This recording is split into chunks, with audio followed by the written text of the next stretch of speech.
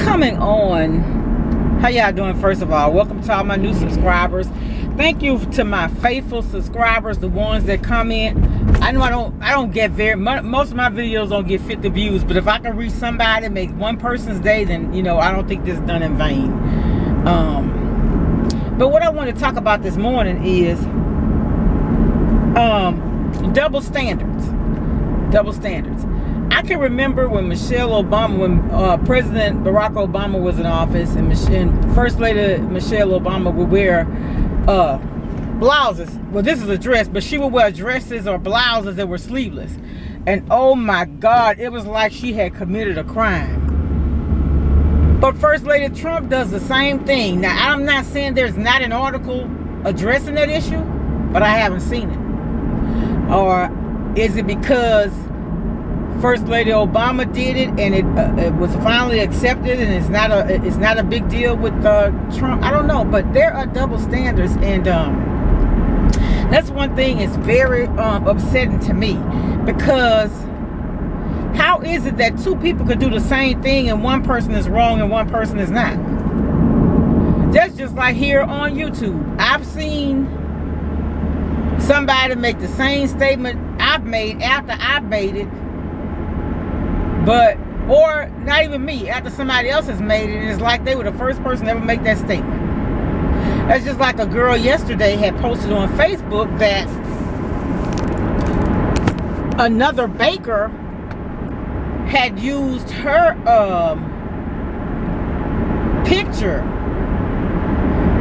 the picture of her product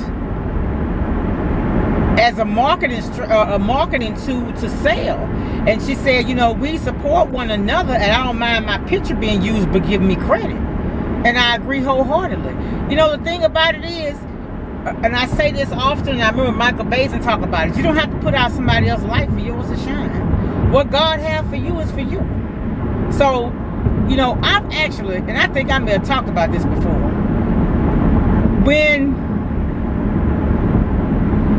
when the Spirit convicts you, it's going to put a change in your heart. And when you do things and you're not doing it from a good place, you may in the beginning reap a benefit from it, but eventually it's going to backfire, because the truth will come out. And my mom, blessed the dead, she would always tell us, the unjust don't thrive. The unjust don't thrive. I was reading scripture this morning, and remember I talked about the other day, for those who actually listen to me, was talking about evildoers headed to destruction. Nothing good comes out of doing evil. You can't serve two masters. You're going to either serve God or the devil. You can't do both. Life is hard. It really is. We have to make decisions and choices every day. Sometimes we make mistakes. We're not perfect. I know that. But when you keep doing the same thing over and over and over, that's not a mistake. That's a habit. That's ingrained. That's who you are. But it bothers me that even like if you look at different court cases, and I know different, and I think that it ought to be universal laws. Like states make their own laws concerning how they're going to discipline criminals. Now you have the sum, and that's a different video, so I guess what I'm going to do, I'm going to stop here. What I'm going to say about this in finality is this. There are double standards in the things that are done. And I'm just going to keep it real. I'm not going to sugarcoat it. I love everybody. But in society, minorities get the harshest punishment in everything, in every situation. They're overlooked for jobs, for promotions. They're given the harshest sentences. They're racially profiled. It's a shame. It is a shame.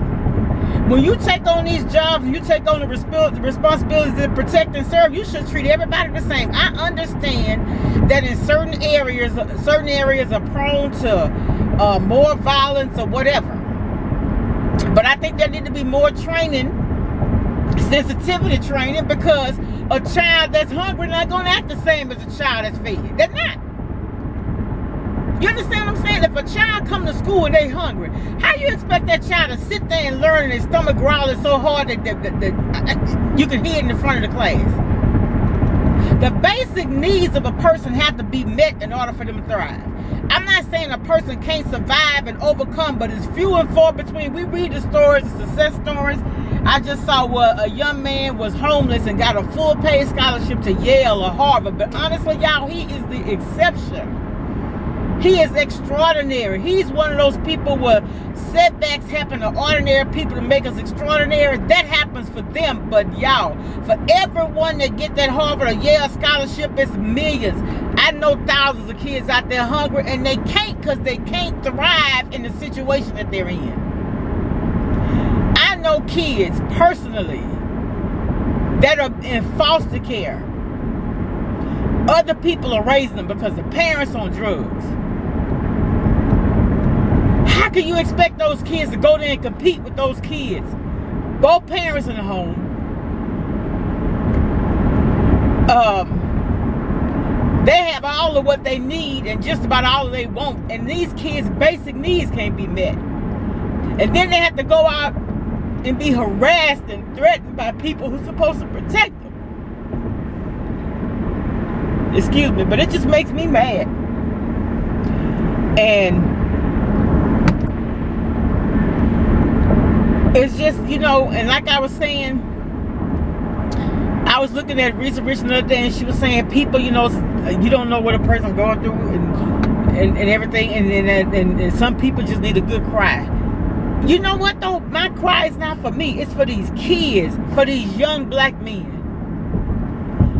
And I read Michelle Obama, First Lady Michelle Obama's book. Oh my God.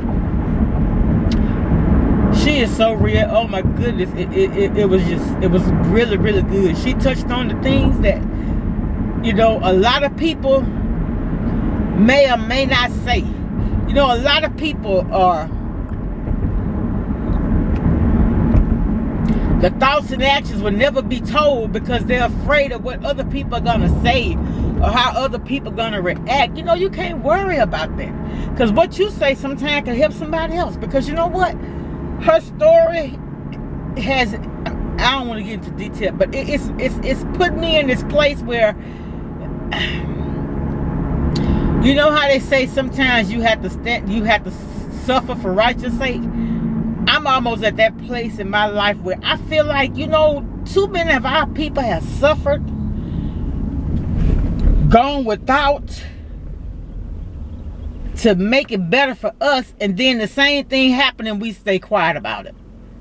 That really, really bothers me. You know, just like, it's a lot. I can't go into it because some of the things I'm privy to I can't discuss. But y'all, if you're in a situation and you see people mistreated and you just turn your head, silence is acceptance.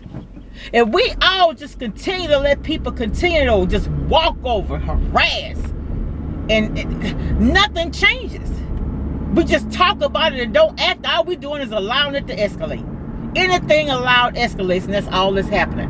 I don't want to seem angry, but I am. I'm sick of it.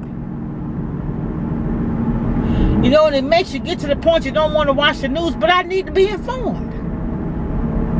It's just, where does it end? Where does it end? And do people know that there is a hell?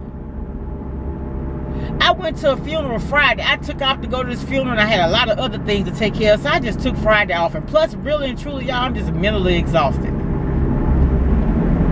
Honestly. People have to, and that's another thing, mental illness is real. And we can't sit back and act like it doesn't exist. I've never been, well, I could say I wasn't clinically depressed, but I was depressed after I had to stay out of college when I had my second daughter. Because I had her in August and everybody was going back to school.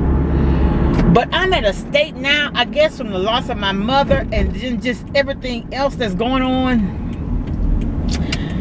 I feel like the Lord is moving me in a place. He's saying to me, now, Lynn, it's time for you to take a stand.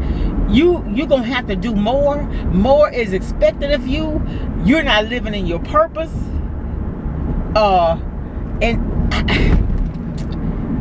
I don't know. I feel like, you know how people say, I